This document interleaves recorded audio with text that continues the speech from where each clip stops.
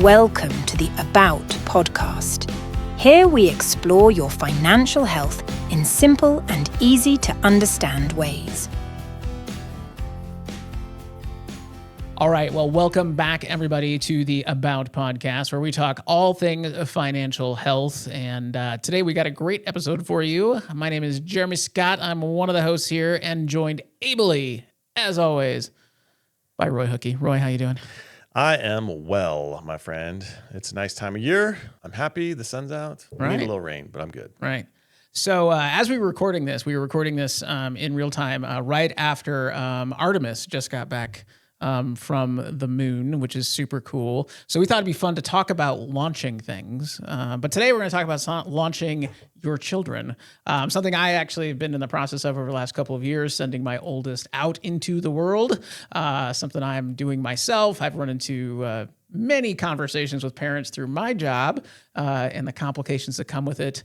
And Roy, I know you have too, because there are certainly, of all the considerations launching children out into the world, there are definitely financial considerations that people need to be aware of. Big time, because we definitely don't want a failure to launch. No, we do not want a failure to launch. And that's funny, and that's because that's what they call it, right? That's I mean, that's There's a movie made about that, I believe. Yeah, I think it's called Failure to Launch. That's right, it is. That's why. There you go. Glad you caught up. There you go. I caught it up. But no, even colloquially, that's what we call it. But I mean, it's such an interesting time in anybody's life. I mean, you've spent all these years, usually 18 to 20 years, pouring yourself into these young people, and you want to see them get out there and you want to see them succeed. And you feel this connection to them. But sometimes you have to reconcile with, how do you help, and what help is actually helping, and what help maybe is not helping? Yeah, it really comes down to a certain point. Are you helping your kid get better and be able to, function in the world without you? Because one day you're not going to be here. That's a fault. That's a hard reality that everybody has to face. So then, are we helping them, or are we enabling them? Right. And if you're enabling them, you're really preparing them for failure. Right. Because how are they supposed to learn anything if you're not actually kind of having the hard conversations and maybe even putting them in hard situations that they got to work their way out of? Right. So, and that's priceless. I think so too. And just for everybody who's listening, I mean, I think we're going to have, this conversation is going to be around kind of like your typical problems with sort of typical children. I mean, some families, have kids that have additional or special needs. Like, that's a different conversation, that's right? I mean, so we're not talking about that. I mean, there are definitely kids out there that have challenges that, lead them to, needing special assistance and help longer term than maybe most would. We're not really addressing that today. We're talking about kind of your typical kids, the typical challenges they face, and all of that. But we definitely, you don't have to like look at the news or kind of what's going on in the world right now to say it definitely seems to be a challenging time in this regard. I know both anecdotally and statistically, you're seeing more and more kids are waiting longer to move out of the house. Kids are, taking longer, to establish careers. People are definitely waiting way longer to get married and have kids than they've ever waited before. And so those of us who kind of grew up under maybe the older expectations of you graduate high school, you leave the house, you go to college, you go to work, blah, blah, blah, those are definitely shifting. And maybe some of those isn't necessarily a bad thing. I think that's been turned upside down in a lot of ways, because you're seeing kids that go to college, they did all the things they were supposed to do, and now they're having a hard time getting a good paying job. Yeah. Right. So it creates this, what do I really need to do concept. And that's a whole nother conversation, but you're seeing people change their opinions about college, like hasn't happened really in my lifetime. Right. I'm born in the 80s and 70s, baby.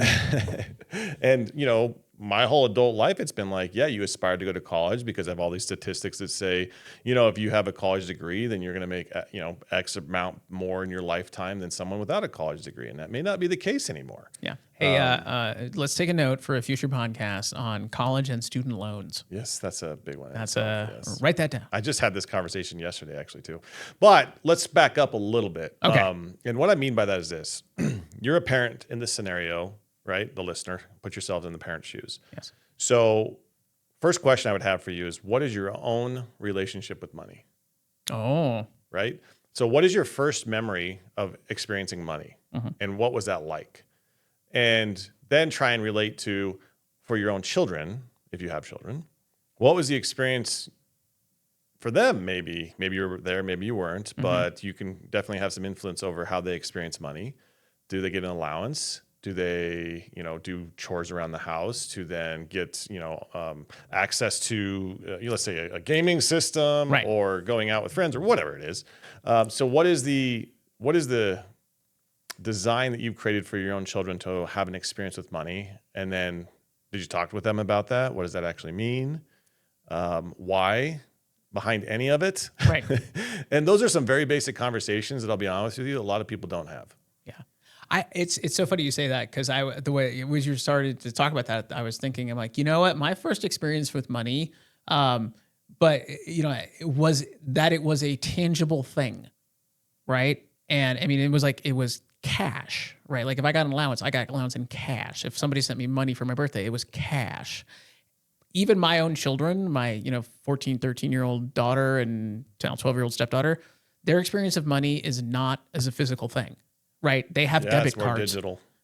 and so like I'm just like, I'm like, I that has to change their understanding of a relationship, because for them, it's literally a number on an app. Right. And so they're like, hey, Dad, I need some money for this. And I go into my app and I'm like, okay, here's $10. You can, get by whatever you need or whatever. So, I mean, it's both the same, but I'm like, I feel like there's might be a little bit different just because it's not like this tangible thing you can hold on to. I mean, they're annoyed by cash, right? Like my daughter, when she gets cash, will hand it to me and she's like, can you give me real money? And I'm like, honey, this is the real money. So, it's just a different world. It's a different world. One, I grew up in rural America. Me too. And one of my experiences with money was, my dad collected coins. Oh. So that was kind of like, I understood that there was value there and there was like historical connection to that. Maybe I didn't necessarily understand the value, right, per se, because it's an old coin that's worth more than it says on it. Yeah. Right? That I didn't fully get that. But I did see value in actually trading things. Oh. Right. So we had animals. So you could trade, let's say a pig for, something this guy over here had. And you just traded that and there was value there. There was no actual exchange of currency, right? Because we didn't necessarily have currency. We had a pig. Right. Right. If that makes any sense. So what you experience and how you experience is different for everybody. Yes. But when I pull back the onion layers on that thing and understand what people's experience with money are, it starts to get a little more clarity. And then you can start thinking at it through it from the lens of, okay, what experience have I created for my own children? Okay, so let's say they mow the lawn. Do you just give them the money? Or do we teach them something? Or do they get no money? Like, how does this work, right? You got a roof over your head and food on your table and clothes on your back. That was one of the things I got growing up. Yeah. Go feed the pigs, Roy. That's right. But like, okay, you made $10, right? I've talked about this on the other podcast where you have really three types of people: savers, spenders, and investors, right? I should add a fourth: givers. Oh. That is actually a problem for some people. Yeah. They'll give everything away. They just love helping people, but they almost do it to their own detriment. But when you make $10 as a child, what do you do with that? Well, you should save some, right? You can spend some. You could potentially invest some. And you can even give some. Right? So you being a pastor of a church, we love it when giving is a big part of it. But giving is a big part of life in general, because it's like you've done effort, you put forth effort. Right. And then to give away some of that effort. Right. What is that all about? What is that experience? What does that mean? When you teach your children that, they can have an experience with that that's much different than somebody in a pulpit where they've gone to church for the first time and say, you should give, you should give. Right. Well, they don't even know what that means, right? It's a different learning curve, I guess. But those are all important things that can impact people's decisions on how they experience money. Yeah.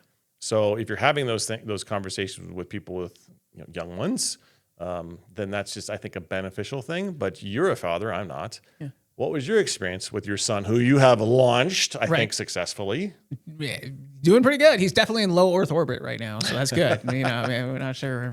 Maybe not reaching the stars yet. Not to the moon yet. Not at the moon yet. Okay. Well, I think it's interesting you say that, because I do think one thing in the beginning is understanding what your own relationship to money is, because those are the values that, if you don't think about it, those are the values you're going to pass down to your kids, because that happens across parenting, right? I mean, whatever your values is around certain things, that's what your kids are going to be exposed to, and that's what you're passing down to them.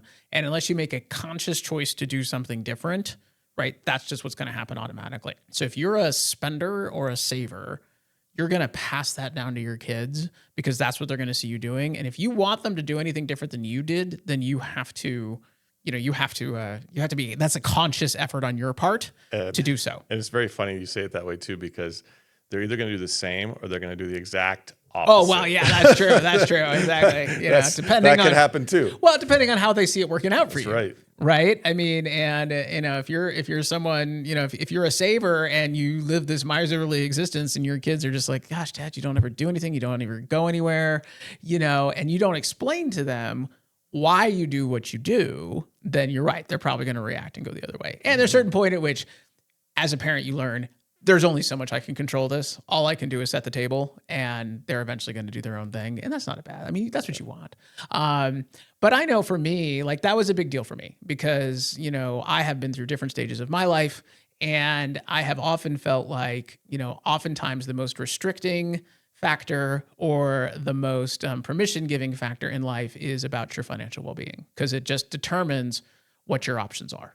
Right? If you're not in a good financial place, then you have much less options about life in general, and whether you get married or whether you buy the house or whether you get a new car, whether you go on the vacation, whether you change careers, that kind of thing. It's just, or it becomes a way of giving you permission to then do those things. Yep. And so that's that was the big thing that I want to teach my kids, is to say, you shouldn't be obsessed with money. It shouldn't be everything to you. You shouldn't have to, you don't get to, you're not winning by making, as much as you possibly can or anything like that. But you have to be conscious of the fact that the biggest limiting factor you're going to experience in life is what you can financially afford to do.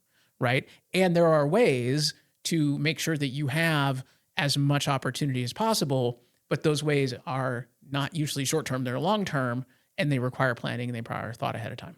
And so, like, from the beginning, as I really thought about it, and I really did think intentionally about it, what do I want to teach my kids, about this? That's what I wanted to teach them, was the value of saving, not to be miserly, but saving as a way of saying, in the future, I will have more opportunity, because I'm doing this, versus saying, I'm just going to go get the credit card, and I'm going to go buy it right now and get that immediate satisfaction of the purchase or whatever it is that I want to do, even though that's just going to further constrain me down the road.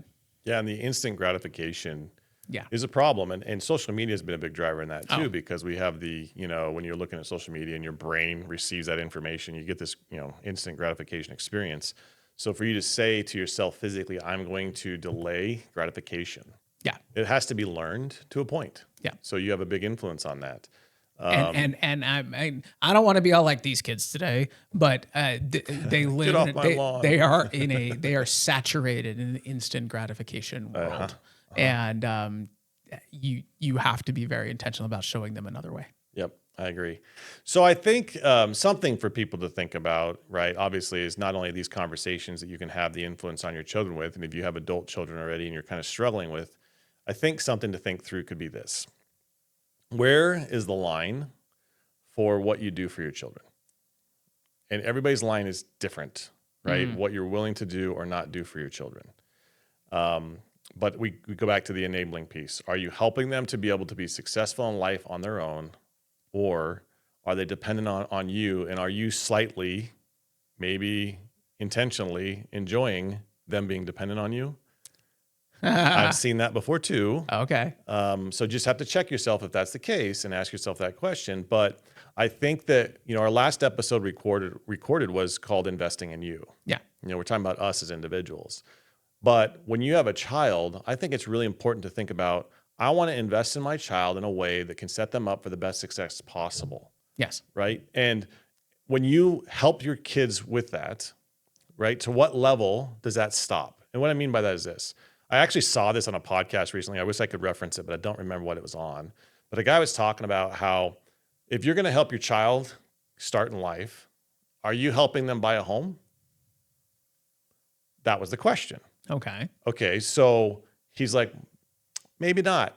Maybe not. Maybe you're not buying that home that they really want, that has that wine rack in it, that now you're helping to pay for and support, right? To a level. So maybe we back it up before we get to that home is their own obligation, but you're going to help them do everything they can to have a good education, an opportunity to succeed, maybe even a trade school. Those kinds of things are things that you can invest in that is investing in them. Right. Their choice to buy that home in the future with that wine rack or whatever it is their choice. Right. But you're not funding it. They're funding it. Right. And if they can't afford that, then they don't buy the house with the wine rack. Yeah. Right. Those are the hard decisions that they need to have to make in the beginning of their life, because I see a lot of people, it used to be like a starter home thing. Yeah. I mean, young people I've seen going to homes that are like as nice as, I'm 40 years old, and I'm like, I've worked 20 years to get to this level. And I have this house. There's people just across the street or in their early 20s having the same house, and that's something that happens more and more and more today. Yeah. So what is an actual starter home? What is that experience for those kids? They need to be able to kind of fund that on their own. Right. And then you are there to support them in their decisions at that point, not financially. Right. And help them think through what's that impact going to be if they get that more expensive home. Yeah. And now we have the interest rates where they're at today versus, 3 years ago. Right. And, the big thing is, can I afford this home at that interest rate? And then the big thing today is the 3-2-1 buy down that, realtors and mortgage people are like, no problem. The rates are going to go down in 3 years. You'll be able to get a better rate. But are they? We don't know. We don't know. And we can't buy something with that hope. Right. We have to buy it at the highest price point that is, expense to us. So our cash flow effect, what's it going to affect our cash flow? Can we afford that if the worst case happens and not the best case? Well, and that's part of it too, is helping kids think through those kind of implications. That's right. Because they're not used to doing it. And I was having this conversation with my wife this morning about one of our other kids, and I'm like, well, every once in a while we have to remind ourselves is these teenagers, they're inhabiting adult-sized bodies, but they don't have adult experience. Right. And so sometimes it's hard to remember. You're like, oh yeah, I have 35 years, of professional experience navigating the world that leads me to, be able to just do certain things that these kids just don't know. I mean, they just don't have the experience, and it's not their fault. They're just 16, 18, 19 years old. Mm-hmm. But yeah. And so for me, the big thing I think is, what do you want your kids to know? How do you establish those habits early that both empower them to make their own choices, because that's the other thing you want them to do. You don't want to be so hands-on that they don't know how to make decisions for themselves. Yep. Right. Like I absolutely refuse to be kind of parent who has to call their kid in college and make sure they get up to go to class. Yep. Right. Like you better be able to get your own darn butt out of bed. Right. I mean, I'm just not doing that. But there's several different ways to do that. And so when my son was going out into the world, he started off on kind of the default route. He was going to do community college and all that kind of stuff. Because frankly, I think that's just what you do. He didn't know what he wanted to do with himself, but he's like, okay, well, I'll just, everyone else is basically going to college. I don't want to go to four-year college. So I went to community college. He made it about a semester through, and he's like, Dad, I don't think this is for me. And I'm like, okay, like I have a master's degree. His mom was trying to get her PhD. I mean, so we're very, educated people who believe in education. But I'm like, I get it. Like, it's not for everybody. There are perfectly valid career paths that don't involve, doing all this school stuff if you don't want to do it. And so I will respect that you can make that choice, and in that same conversation, it was like, okay, but then there is no reason why an able-bodied 18-year-old can't work a full-time job. That's right. So if you're not going to put your time and energy and effort into school right now, and maybe we'll come back to it later, maybe we won't, then you need to start looking for a full-time job, and that might take you some time, and that's fine in today's market. It might take you a little longer, but there's no reason you can't do that. So I'm going to set that expectation for you. I'm going to give you the freedom to figure out what that is, but I'm going to set an expectation that I'm like, especially while you're living in my house, then you're either looking for or working, full-time or in your full-time job, Yep. And that's fine. And that has actually worked out really well for him. And then the next step beyond that for us was, once he got that full-time job, I'm like, okay, I'm not going to charge you rent, but you are going to put X number of dollars a month into your savings account, and you're going to leave it there. And by the way, I have eyes into your savings account, because I'm still on it, and I'm going to make sure you do it, or you're going to pay me rent. So either you can put money in my account or your account, one way or another, but one way or another, that's what you're doing. You're not just going to, get used to, because I think this is one of the problems people have, especially when kids start working or start off living at home, is they get used to having all of this discretionary income, right? If everything he makes is discretionary, And He's living a good life. I'm like, why would I give this up? And I'm like, so that's not what we're doing. And then once you reach a certain point, then you'll have a little nest egg where you can put yourself into an apartment. You can do that stuff, which is basically how it played out, which worked really well. From the outside looking in too, I really think that in your situation, it really helped because it allowed him the opportunity to not be kicked out of the nest. Right. But he was allowed to stay.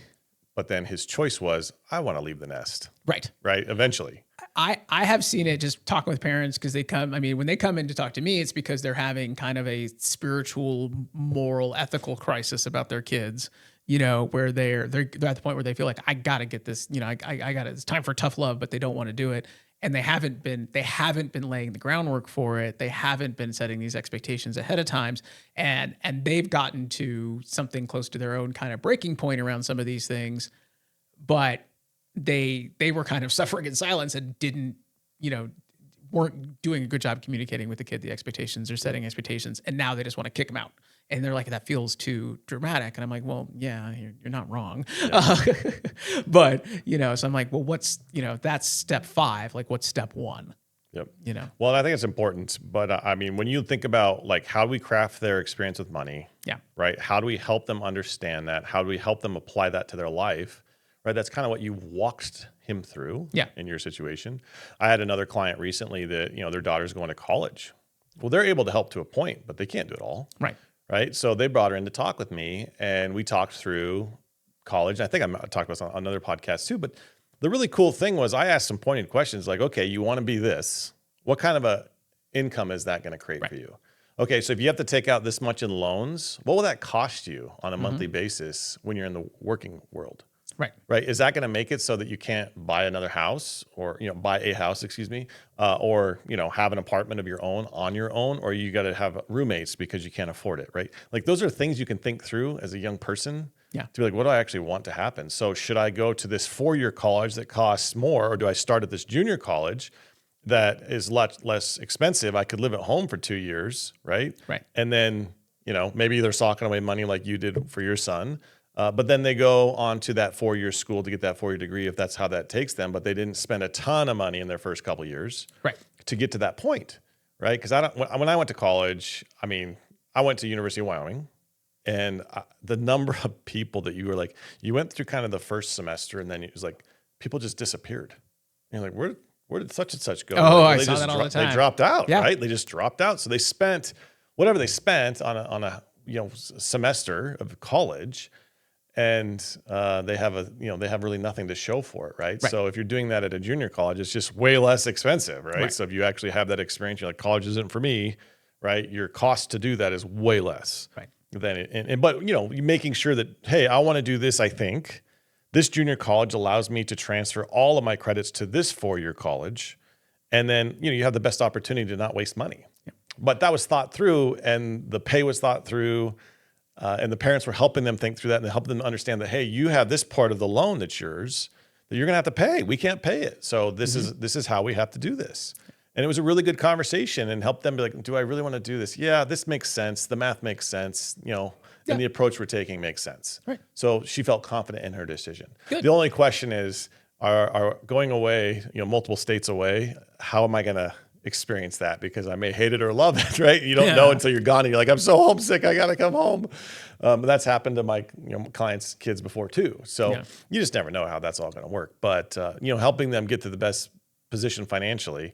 And then there's the emotional stuff that's a completely different conversation. Yeah, I think you're absolutely right. And there's probably a piece of this that even before you get to that, high school graduation level is just making sure that you've done something to tell your kids that things cost money. Right. I've run into this a lot with parents that are just like, they don't even want to talk about it. And I'm like, and I don't want my kids to feel bad, but I also want them to know, like, when we take that vacation, we can take that vacation because we saved for it and it was expensive. So, please enjoy it. That's but why we also it. delayed gratification in a lot of areas to do that vacation, and right? We've gotten a lot of questions from our kids about this coming summer because we don't have a ton planned as a family. My wife and her daughter are going on their big trip. We've had this tradition where they go on a big trip with their 13-year-olds. But the one thing that 13-year-old knows is that we saved for that trip for 3 years. I mean, we put a little bit of money away every month for that trip for 3 years. And, because and I'm like, so please go and have a great experience and all that kind of stuff. And just know that we planned ahead for you so that you could do it. Yep. And I think just little seeds like that just shows that models whatever behavior you want your kids to see and maybe replicate, but yeah, so I think where it comes to a head is at those transition moments, graduating high school, what's next? Graduating college, what's next? Because, you kind of hinted at this at the beginning. The other thing that happens a lot is like the boomerang kids, right? They go to college, they go whatever, and then they come back, right? And I don't think that's necessarily a bad thing if it's for a season, right? If they come back and they're like, okay, haven't found the job yet that I want. I want to have a little bit more time to find the right thing. Great. And like come back for a few months, come back for a while. Like, wonderful that you have a home base you're always welcome at. I think that's a phenomenon now too. But, the challenge is, and I think where parents really start struggles when it starts to feel like their kids are getting stuck. Yep. Like that's the big thing. Like whatever, my son's twice had some, things happen that him, and he's had to come back and borrow a little bit of money, which is fine. But not a lot. But I'm like, it's like, don't feel bad about it, but just know, why did it happen? And how are we going to avoid this in the future? Great segue right here too, because we talked about this a little bit off mic, but so you helped your son out. Yeah. Was that a loan or was that a gift? In both those cases, it was a gift because it was kind of it was sub $1,000. Was that crystal clear when you gave the money away? Yes. Okay. Because and the idea was like, this is a gift this time. It may not be next time. So, and the string on the gift was, why did this happen and what's going to happen differently moving forward? How are we going to prevent it? Yeah. Yeah. I asked that because, I had a client recently say, hey, we've had to help our daughter.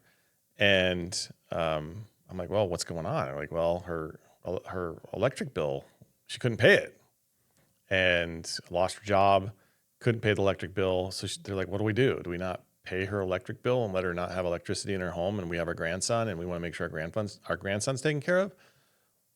It's a real, and I'm like, hey, fast. It is family. And I would never tell you how to actually behave with your family. That is your choice 100%.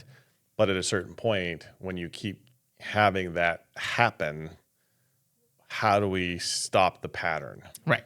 And that's hard too, right? Yeah. Now, I mean, this is grown. This is a grown woman, right, in her 30s or 40s, kind of thing. So, who knows what the answer is there? But I asked you about the gift thing because one attorney said long ago to me, Roy, when you have people giving money away to family, you should always just consider it a gift. You should never expect it back. And if you have the ability and you have multiple children, you equalize them at that time. So they're all getting the same gift, and they all, are feeling like, because I've had the situation where 3 kids, one of the kids is like constantly getting help from the parents. Yeah. And the other 2 are, fine.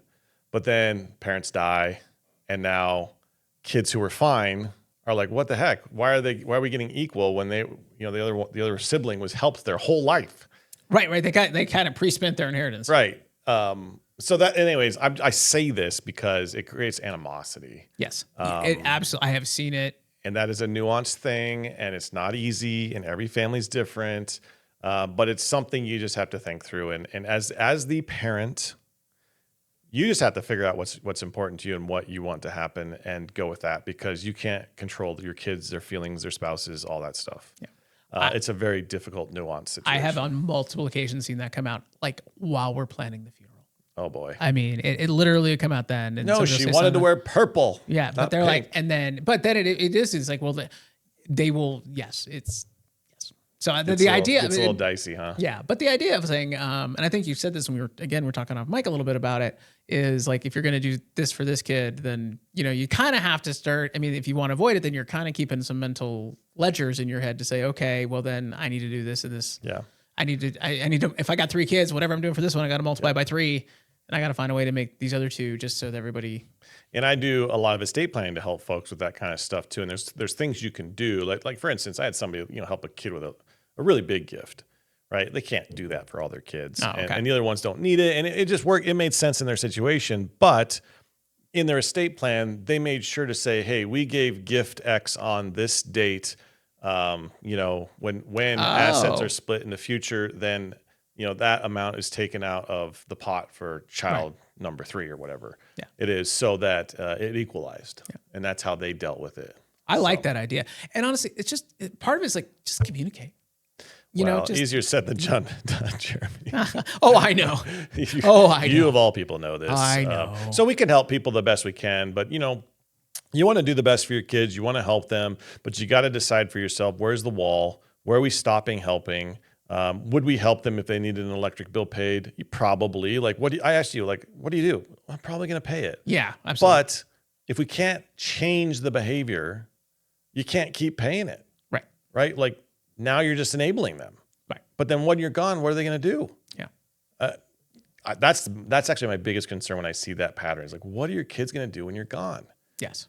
And unfortunately, I had one of my clients pass away, and he was helping a lot of his kids. And one of the things I was going to ask you about, Gavin, with your putting money in his savings account from when I was living with you. Well, did you ever break down to him like what the cost of the household were? Like, this is our mortgage. This is our interest payment, principal payment, insurance, taxes. This is our utilities. You have to do these different utilities, those kind of things. And I asked that because one of these kids, in this situation has inherited a home and they've never, ever dealt with that. And they didn't even know, like, I have to do what? Right. I have to pay what, when? Oh, it's due in a month? Right. Right? Like, so I asked that question because of that alone. Like, does he understand all of the moving pieces? Did you go through that with him? And I'm not really trying to put you on the spot, by the way, but I'm just curious if that was something you talked about with him. We didn't do it in terms of my household, like our household now. We did talk about it in terms of like, what is an apartment going to cost you? And so we did talk about it in those terms, like, okay, where eventually do you want to go? What's that apartment going to cost you? What's it going to cost you every month? Okay, how do we, and it was rent, but also you're going to have mortgage, or not mortgage, but utilities and all that stuff, and deposits. Deposit, first month's, last month's, all that kind of stuff. So we did kind of have that in mind as a way of saying, so this is what you need to get used to not having. A little more realistic. This is what you're going to face. Yeah. So we did it that way. I didn't think about doing it in terms of our household. But I think if it's interesting because if you even, this is me, the math geek, guys, so just keep this in mind.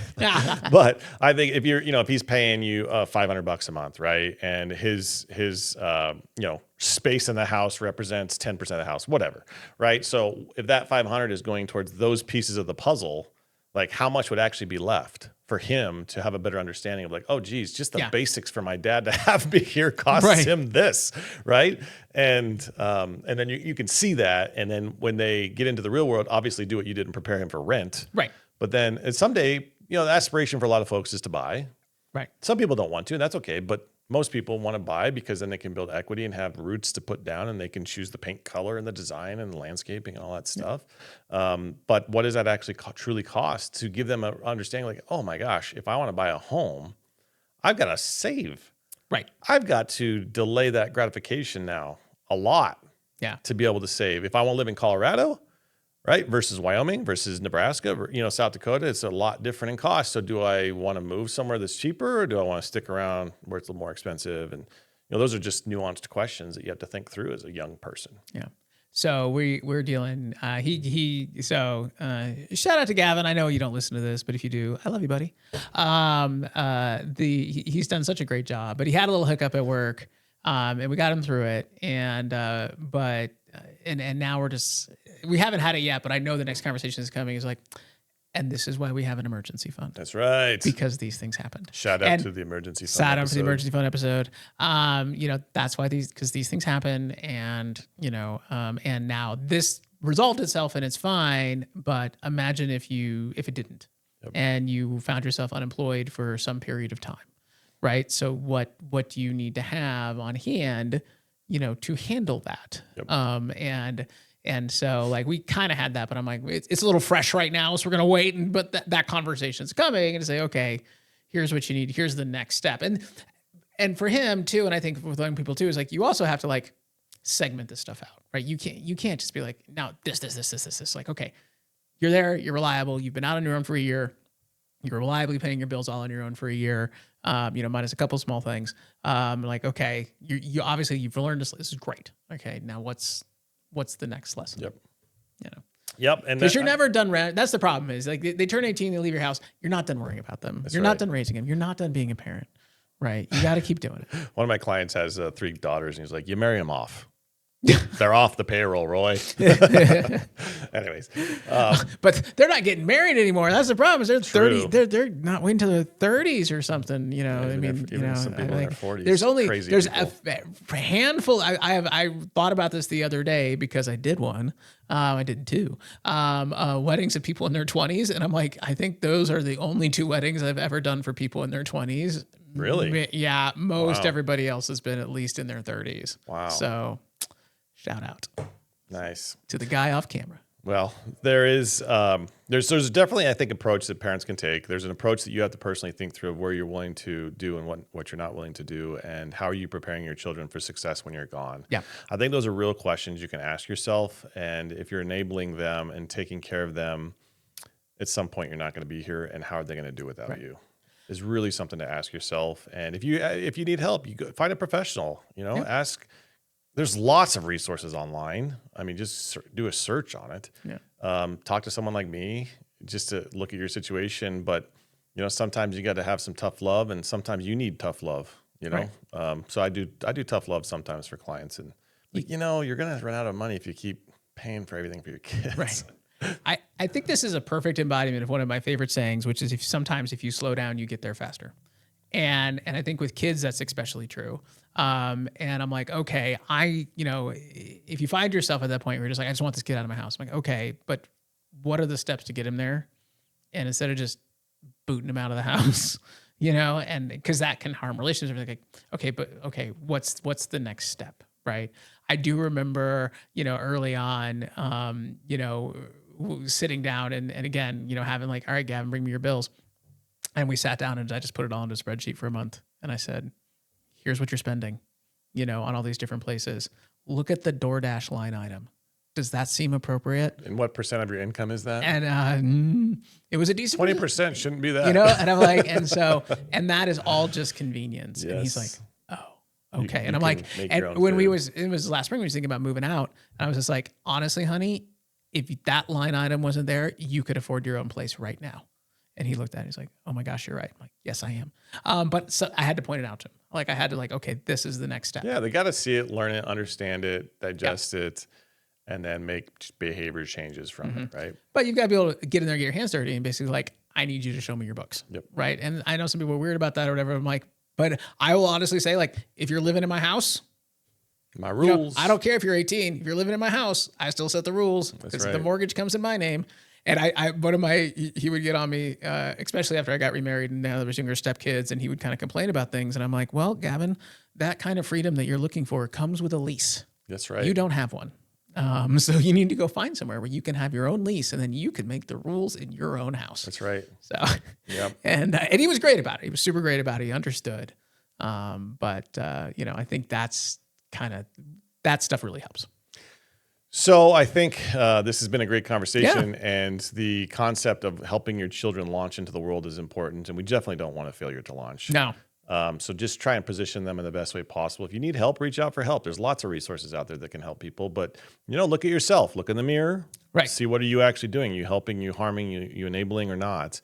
And if you're not, then we need to, help those kids make some behavior changes themselves. Right. And that's never easy. It's always a hard conversation, but it is something I'm part of a lot for clients to help them have that conversation. Yeah. And I think kind of bringing it back to the whole purpose of this podcast is that might be something that is something that is probably, as a parent, your children are something that deeply affect your own financial well-being and your own, financial reality. And it may not be, people might not think or immediately come to mind. It's like, oh, I should talk to my financial planner about this.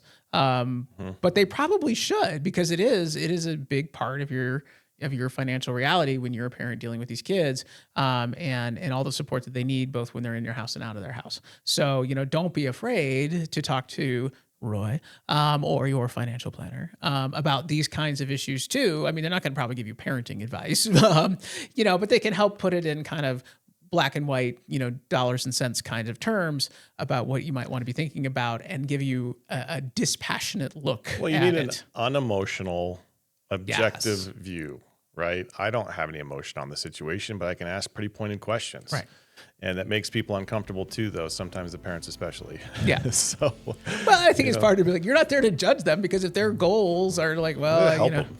you're here to help whatever they are. That's right. So, yeah. Yep. Good. So, All but right. I think this is important. I think it's an important topic and definitely worth the conversation. So thanks for having it. I think so. Yeah, this was a good one. So thank you all for taking the time to tune in or listen or however it is you are here. This is a reality that we all kind of face, and there's no doubt all kinds of financial realities we face. So if you've got thoughts or suggestions, please let us know. If you know somebody who's maybe got a young one that's getting ready to leave the nest or seems to be struggling to do so, maybe share this podcast with them, send them the link, whatever you want to do. And of course, like, subscribe, all the things. It means the world to us that you pay attention, that you listen, and that you let us know you're out there. So, all right. Well, as always, thank you, Roy. Thank you, sir.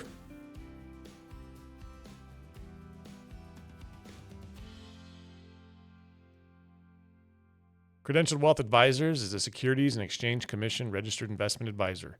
The content provided is for informational purposes only and should not be construed as an offer for investment advice or the purchase or sale of any security, insurance, or other investment product. All investments involve risk, including the potential loss of principal. Before implementing any strategy discussed, individuals should consult with a qualified financial, tax, or legal professional. While the data presented is sourced from materials believed to be reliable, its completeness and accuracy cannot be guaranteed.